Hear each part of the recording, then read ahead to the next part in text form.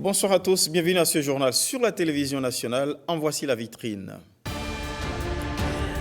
Une hôte de marque au palais de la Marina, la directrice générale de l'Organisation mondiale du commerce, Ngozi Okonjo-Iweala, est à Cotonou dans le cadre du sommet sur le coton. Cotonou qui accueille depuis ce matin donc la 6e édition de la Journée mondiale du coton, une première.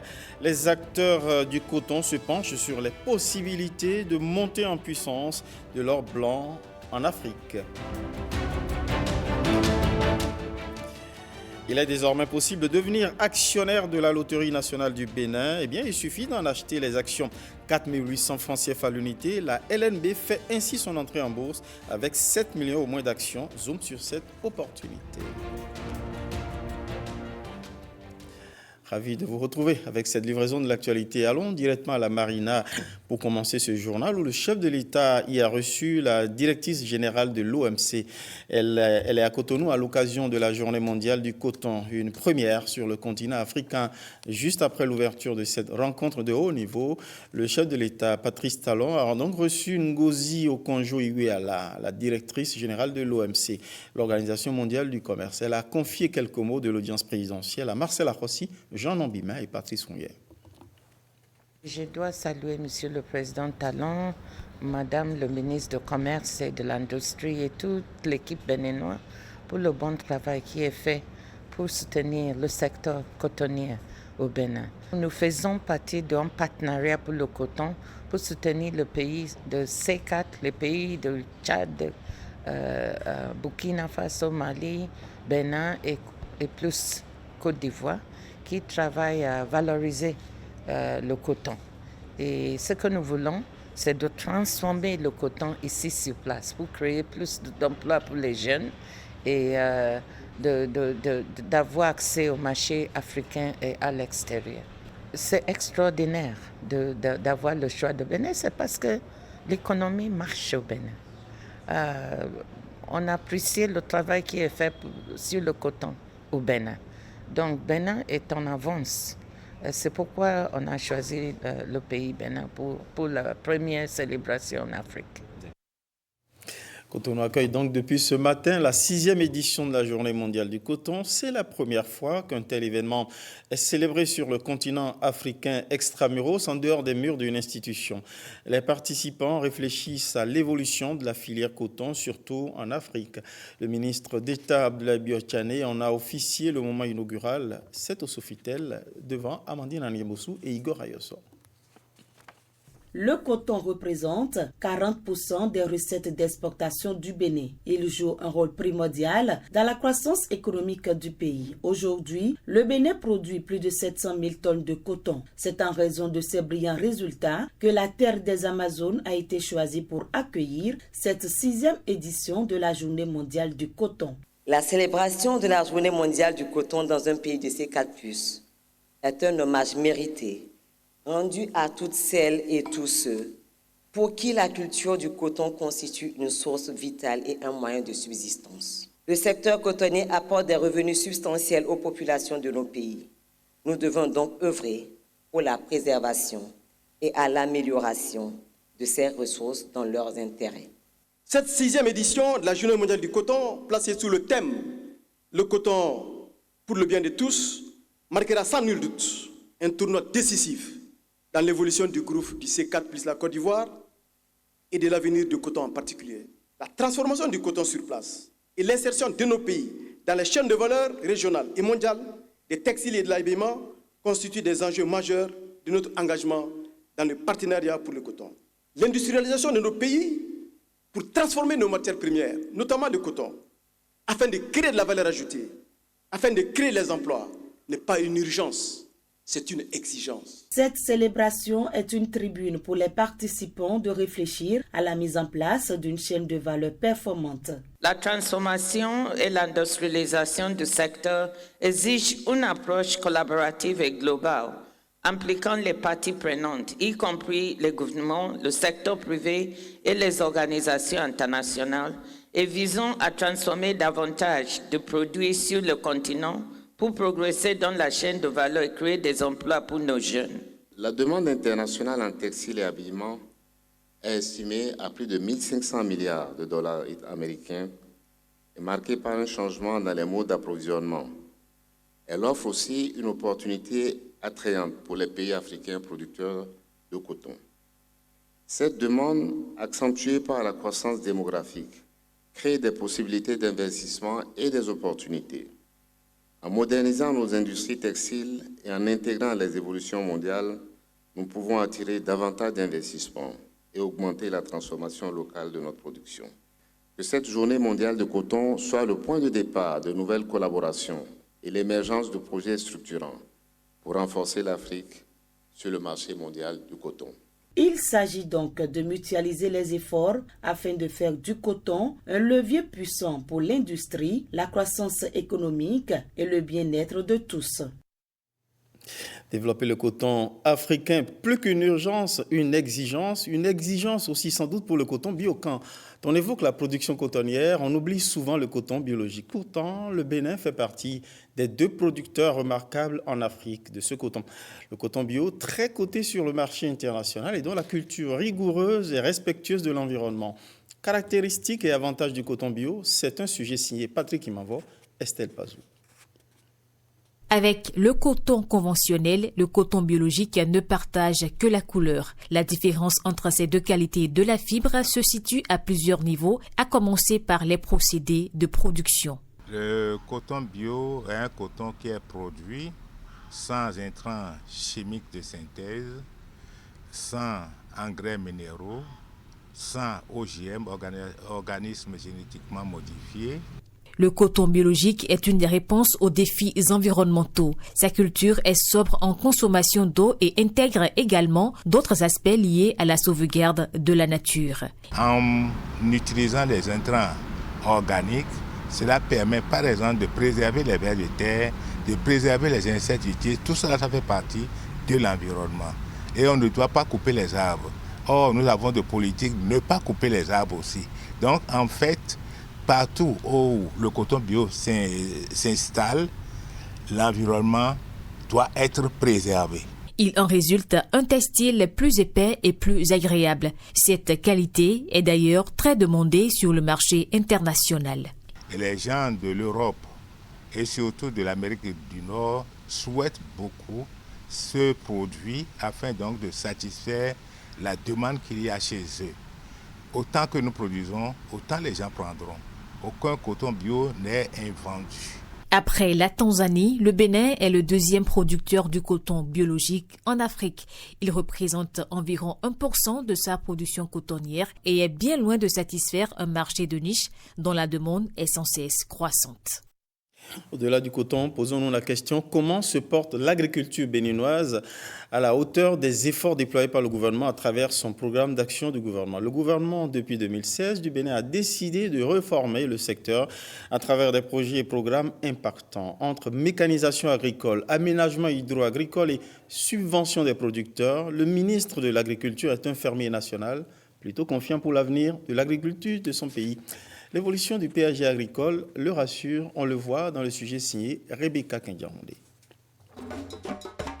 Instaurer un nouveau dispositif d'administration du domaine agricole et accompagner les acteurs du monde rural, telle était l'idée. Pour la concrétiser, le gouvernement a fait l'option de la territorialisation du développement agricole avec la création de cette agence répartie sur l'ensemble du territoire. À côté de cette répartition de rôles sur le terrain, nous avons eu à réfléchir et à choisir les filières porteuses.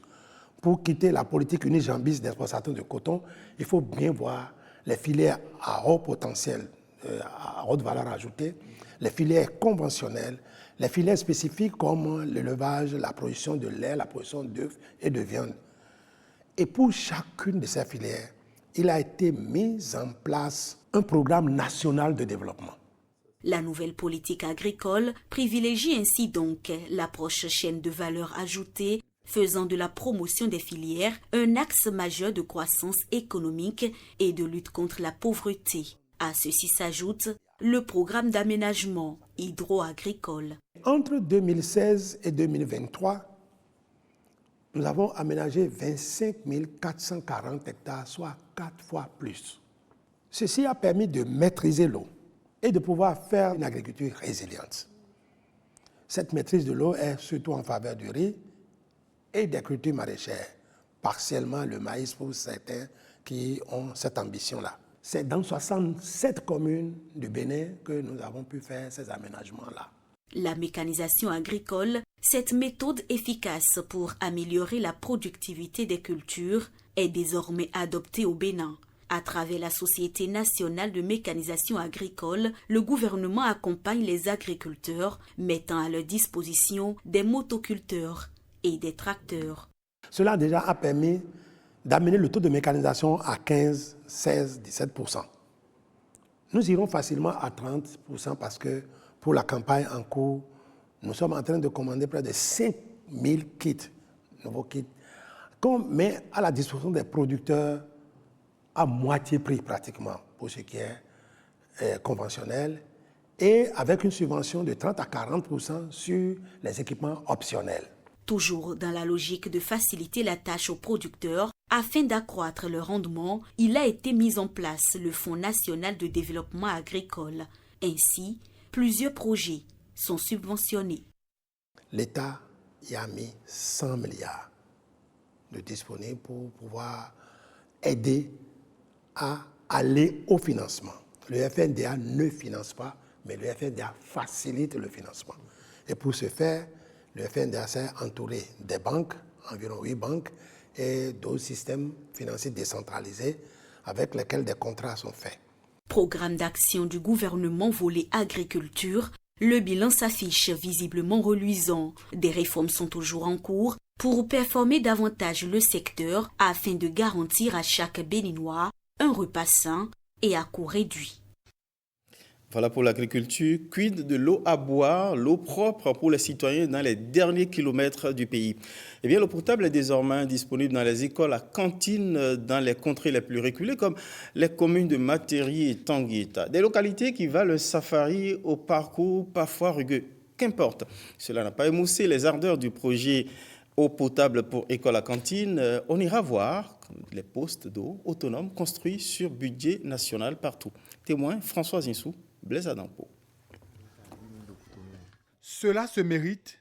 Le périple à Nyangou, villégiature nichée à 2 heures du Beau, Tanguieta, touristique. Excitant pour tout aventurier peut-être, mais éprouvant à apponter pour satisfaire des besoins ordinaires, comme la quête d'eau potable. Calvaire désormais mauvais souvenir, surtout pour les écoles à cantine des terroirs Kosso et Taïnkou.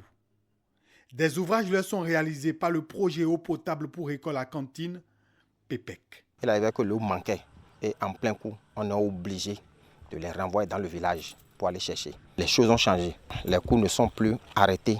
L'eau est à côté. Avec l'eau courante que nous avons maintenant, les enfants boivent et utilisent pour la cantine. Autre contrée, Materi, bénéficiaire du programme public d'accès universel à l'eau potable. 4 écoles à Tcharikwanga, Samaou, Sakanou et Tangpenti Yerou, construites en 1982, accèdent au breuvage vital. Par le passé, les cuisiniers ont des problèmes à faire de la cuisine parce qu'il n'y a pas de l'eau.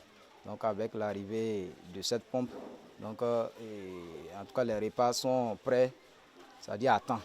L'Agence nationale d'approvisionnement en eau potable ANAEPMR, bras opérationnel du gouvernement, transfère les ouvrages d'eau destinés à l'Atakora et la Donga aux opérateurs régionaux, notamment le groupe SBA, composé des entreprises Soned International, Butec Utility Service et Ageture. Nous avons parcouru les 23 sites avec l'équipe de l'ANAEPMR.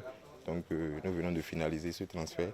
Et pour chaque PEA, nous avons des exploitants qui s'occupent du suivi et qui signalent toutes les pannes qui surviendront lors de l'exploitation de ces différents ouvrages. Une fois la panne signalée, notre équipe technique est chargée de répondre le plus promptement possible dans les 48 heures pour la réparation de ces pannes. Donc la gestion, le suivi, l'entretien est désormais à la charge de la SBA. À cette liste de 23 PEA, on avait déjà un transfert de 27, donc ce qui porte le nombre total dans la Takora et la Donga à 50 PEA déjà transférés. Donc, selon le contrat d'affirmage, c'est la mairie qui s'occupe du paiement des factures des écoles. Donc à chaque fin du mois, nous on fait le relevé des index et on adresse toutes les factures de la commune à la mairie. Dans le premier lot de 35 des postes 2 du PPEC 2 à transférer, 10 iront à des écoles à Cantine de Tchaourou et 3 à Bembereke, 2 communes du Borgou.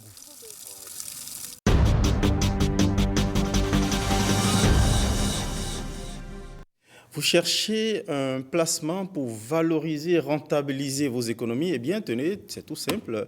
Le dernier produit en date sur le marché, ce sont les actions de la Loterie nationale. Vous pouvez en devenir actionnaire. La société dont l'État était l'unique actionnaire jusque-là fait son entrée en bourse. Elle met en vente 7 millions d'actions, de francs CFA, 7 millions d'actions, une enveloppe comprise entre 35 et 40% des parts d'actions de la LNB. Cette session se fera à travers la Bourse régionale des valeurs mobilières BRVM de l'UEMOA. Le dossier économie fait un zoom sur cette opportunité pour le grand public. Le dossier est signé Jennifer Sativi. C'est un tournant décisif pour la Loterie nationale du Bénin. Avec l'accompagnement de la Société de gestion et d'intermédiation EDC, elle va désormais ouvrir son capital aux investisseurs privés et offrir de nouvelles opportunités aux particuliers. L'offre publique de vente qui porte sur un minimum de 7 millions d'actions et un maximum de 9 millions, répartis en 4 catégories, va se dérouler du 7 au 25 octobre 2024 avec possibilité de clôture anticipée. C'est un mode d'épargne. Donc vous savez, vous avez plusieurs modes d'épargne. Vous pouvez avoir un compte d'épargne à la banque, vous pouvez avoir une police d'assurance. Alors les actions également vous servent de compte d'épargne où vous pouvez acheter des actions, les laisser évoluer jusqu'à X temps. Et donc c'est en ça que cela concerne le grand public. Détenir des actions déjà en tant qu'actionnaire, vous êtes copropriétaire d'une partie de la société. Cette opération est l'expression de la volonté du gouvernement béninois pour une répartition des richesses générées par la croissance du pays. Étant aujourd'hui à la Bourse, dans une compétition sous-régionale, on n'a plus le sentiment de diriger l'entreprise. Nous avons le sentiment d'être des soldats sur les drapeaux de notre pays. Nous avons eu des résultats hyper satisfaisants au sein de la Loterie nationale du Bénin. Avant 2016, on faisait moins de 10 milliards. On est à 100 milliards plus fin 2023. Cette année, on va faire plus de 120 milliards. Donc on fait plus de 20% de croissance. Outre le fait de favoriser l'actionnariat populaire et le diversifier, l'État aura désormais la capacité de financer ses projets et programmes sans s'endetter. On prend de l'argent dans une entreprise qui a généré du profit. On prend cet argent et on va l'investir dans d'autres projets qui sont porteurs de croissance. Et ça crée un effet multiplicateur parce que c'est à la base de quelque chose qui a porté du fruit. On le prend, on investit dans d'autres projets qui vont porter du fruit. Et ça fait un effet multiplicateur et ça contribue en fait à la croissance économique du pays. Ici, vous avez des dividendes qui sont attachés aux bénéfices donc de l'entreprise qui a émis ces actions-là. Mais à côté des dividendes, il y a ce qu'on appelle les plus-values qu'on peut obtenir à la cession du titre. Mais forcément, si une obligation est autour de 6% ou bien de 7%, en mettant mon argent dans les titres risqués, il faut que je m'attende, n'est-ce pas, à avoir plus de rémunération qu'on peut appeler rendement. Ça veut dire que si je prends une action, je m'attends à être plus rémunéré que par exemple si je mets mon argent dans un titre non risqué. L'opération, qui correspond à une levée d'un montant compris entre 33 milliards 600 millions et 43 milliards 200 millions de francs CFA sur le marché régional, a fixé le coût d'une action à 4 800 francs CFA.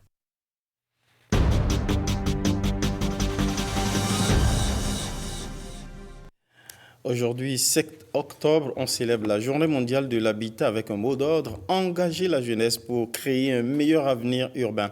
C'est aussi d'ailleurs le thème de cette édition 2024. Derrière, il y a l'ambition de réunir les différents acteurs urbains pour partager les meilleures pratiques immobilières en impliquant les jeunes. Comment ?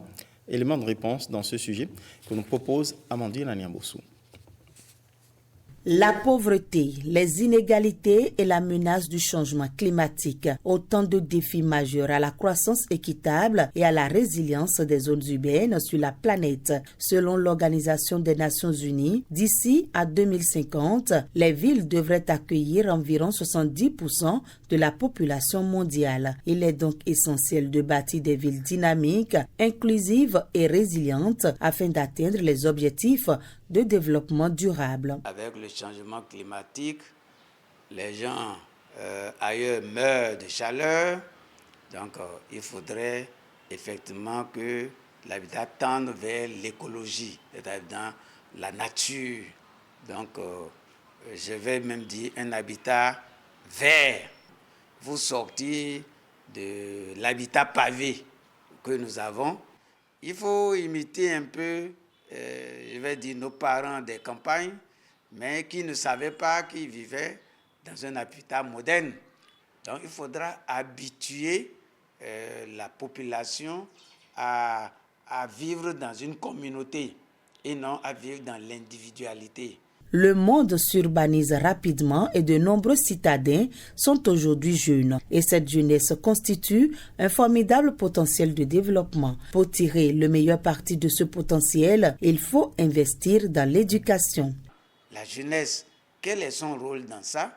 Mais puisque c'est elle qui doit être en train de concevoir cela, donc il faudrait d'abord que la jeunesse soit préparée. Ce qui veut dire qu'il faut toucher le programme de formation. Donc le programme de formation pour que déjà dans la formation, on intègre donc le cadre de vie. Pour vivre heureux, ce n'est pas Dieu qui va descendre pour nous créer donc le cadre de vie, c'est nous-mêmes. Donc il faut former les enfants à cette réflexion-là pour savoir que donc, en faisant les conceptions, donc dans les conceptions déjà, il faut réserver tout le loisir qu'il faut pour le bien-être. Les jeunes sont parmi les premiers acteurs du changement. Leur voix compte donc dans la conception et la mise en œuvre des solutions pour l'avenir. Et dans la foulée de cette journée, du 9 au 16 octobre prochain, va se tenir à Cotonou la 8e édition du Salon international de l'immobilier et matériaux modernes. Un rendez-vous des professionnels des secteurs de l'immobilier et de la construction projeté comme une opportunité de réseautage. Les enjeux, cadre de vie sain, moderne, écologique et durable. On voit le sujet avec Ulvaeus Balogun et Brice Chibozo. C'est une véritable plateforme d'échange et de réflexion pour les professionnels du secteur de l'immobilier. Le Salon international de l'immobilier et des matériaux modernes S2IM s'annonce pour une 8e édition. Ce grand rendez-vous annuel des secteurs de la construction au Bénin est une plateforme d'échange, de partenariat, de réflexion et de diverses opportunités où les acteurs nationaux et internationaux se retrouvent. Et également, c'est une plateforme qui permet à la population, aux investisseurs, d'entrer en contact avec ces acteurs de référence des secteurs de la construction au Bénin. Ce salon se veut aussi être un espace de réseautage et de présentation des innovations dans le secteur de l'immobilier. Le Salon international de l'immobilier matériaux modernes promeut les matériaux, les matériels et équipements de qualité, le respect des normes de construction, l'innovation en faveur d'un cadre de vie moderne, écologique et durable. Prévu pour se dérouler du 9 au 16 octobre à Cotonou, la 8e édition du Salon international de l'immobilier et des matériaux modernes coïncide avec la célébration de la 39e journée mondiale de l'habitat et du mois de l'habitat. Pour avoir un cadre de vie, améliorer un cadre de vie durable, ce n'est pas forcément dans un climat chaud comme le nôtre qu'il faut importer tout matériau de l'extérieur. Donc, à l'exposition, les matériaux locaux, matériaux innovants, matériaux durables et matériaux climatiquement adaptés ont également leur place et pourront contribuer à l'amélioration du cadre de vie. Mis sous le thème l'optimisation de l'habitat en fonction de son environnement, le S2IM est donc une opportunité. C'est une façon pour nous de montrer notre attachement à déjà la construction durable, à la qualité des matériaux qui sont utilisés, étant donné que c'est partie prenante d'une construction de qualité, de montrer notre engagement en ce qui concerne la formation des artisans, maillons essentiels dans la construction, et également de mettre en avant notre expertise. Au menu de ce salon, un programme riche et varié, incluant des expositions-ventes, des consultations gratuites, des conférences-débats, ainsi que des ateliers de formation et des concours professionnels. Et parlant de développement de cadres de vie adéquats, résilients et durables, les autorités locales de la zone littorale du Bénin s'imprègnent de la loi du 2 juillet 2018 dédiée à la protection, l'aménagement et la mise en valeur de la zone littorale. Un conclave est consacré à leur immersion. Intérêt et enjeu du respect de cette loi avec Esther Amessiga et Bernard Djobé. Quand on parle de la zone littorale au Bénin, il faut y voir les communes disposant de façades maritimes. Il s'agit de Cotonou, d'Abomey-Calavi, de Ouida, de Semenpodji et de Grand Popo. 5 communes qui disposent de plusieurs richesses naturelles exposées aujourd'hui à un nombre important de problèmes. Quand il y a des activités économiques et à prélèvement, à un moment donné, ces prélèvements se font de façon très anarchique. Notre pays a initié depuis le début des années 2000, cette loi que nous appelons loi sur le littoral. C'est vrai qu'on dit que nul n'est censé ignorer la loi, mais c'est toujours bien de faire la vulgarisation des différents textes de loi que notre pays prend. L'unité intégrée de gestion des projets s'attelle à la vulgarisation de cette loi. À cette séance de sensibilisation, sa cible reste les autorités locales. Il y a une disposition de la loi qui a dit lorsque des écosystèmes seraient en danger, c'est l'autorité locale qui est l'autorité qui doit appeler l'attention du ministre sur ces situations. Et là, le ministre doit prendre un acte pour suspendre l'activité. Et la loi est allée jusqu'à dire qu'en cas de silence du ministre, l'autorité doit prendre l'acte pour suspendre l'activité. Et si l'autorité ne fait rien, l'autorité sera sanctionnée pénalement. Vous voyez le rôle important que les autorités locales ont à jouer dans la mise en œuvre de cette loi-là. Notre pays, dans le but de promouvoir le tourisme, a décidé de mettre sérieusement en valeur notre littoral. Alors nous sommes très contents d'avoir été invités et je pense que la préfecture continuera de jouer sa partition. La zone littorale du Bénin, un espace protégé et mis en valeur, le rêve est bien possible. Ces autorités locales repartent désormais aguerries afin d'agir pour la bonne cause. Parlons à présent de valorisation de l'ordure. Un jeu de mots pour vous parler tout simplement des ordures.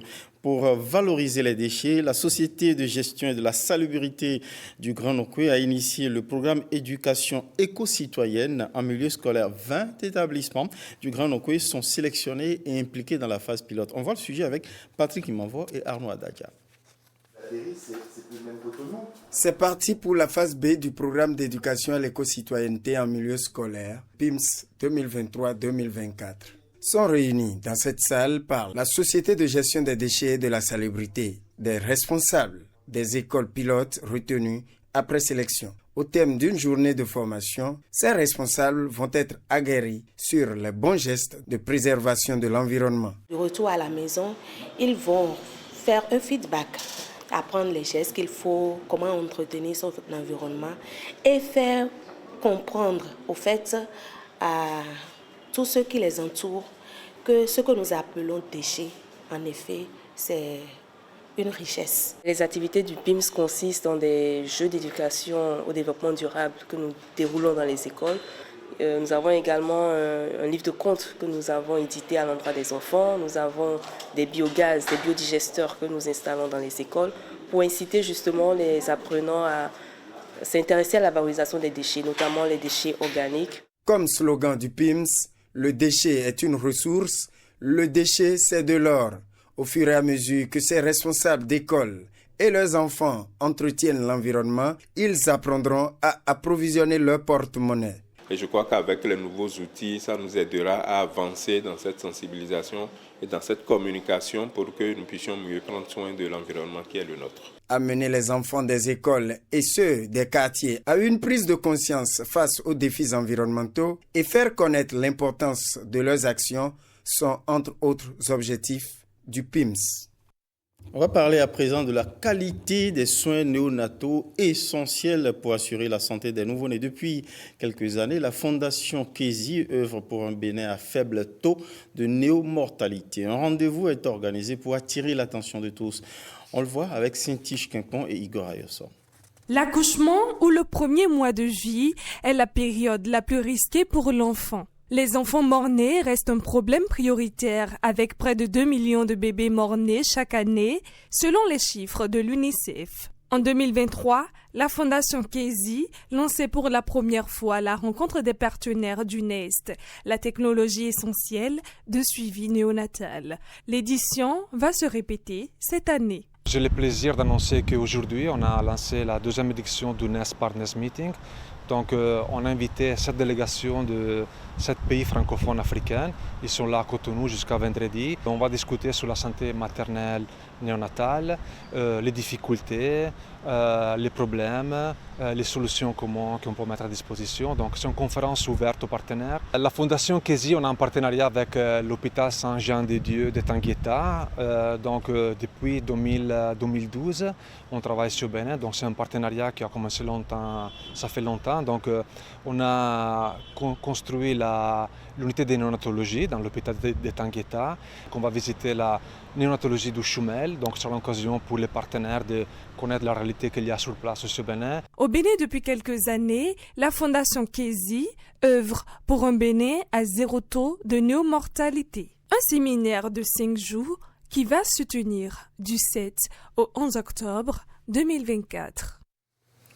Suite dans ce journal de l'affaire Steve Moussou alias Frère en vie.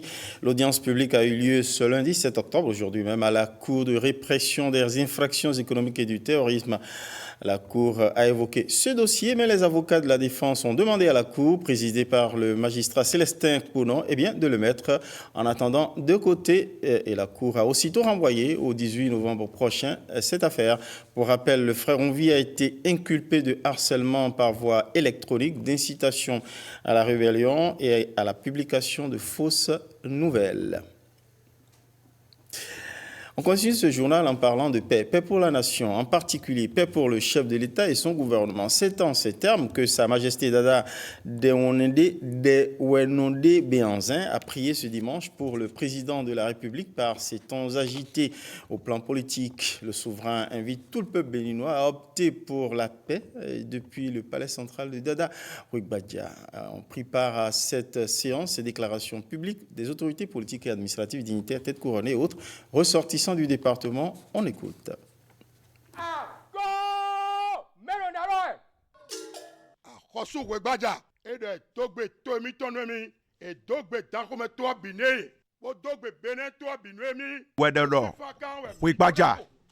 Adresse à toute la cour et à toute la population d'Abomey et du Bénin ses sincères salutations. Patrice Talon et il est connu de tout le monde qu'un vent est en train de souffler ces derniers moments. Et face à cela, il souhaite, à travers les prières, d'exorciser ce mal sociologique, psychologique et moral à l'endroit de tous les Béninois et de la classe politique, notamment à l'endroit du président de la République, pour que la force et l'énergie et la lumière puissent l'habiter pour qu'il amène le Bénin à un bon port. À cet effet, tous les dignitaires de Dahomey, les chefs coutumiers, nos totems, Zomadonou, Agassou et autres vont l'habiter afin que le programme qu'il a établi pour faire connaître le Dahomey soit une réalité. C'est à cet effet que nous nous sommes tous retrouvés ici pour inviter le Bénin entier, le Bénin reconnu pour la paix, la concorde, la résilience, à s'unir pour que nous puissions triompher et faire développer le pays.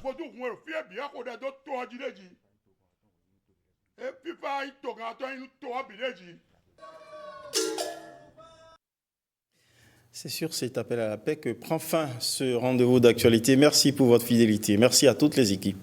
Bonsoir chez vous.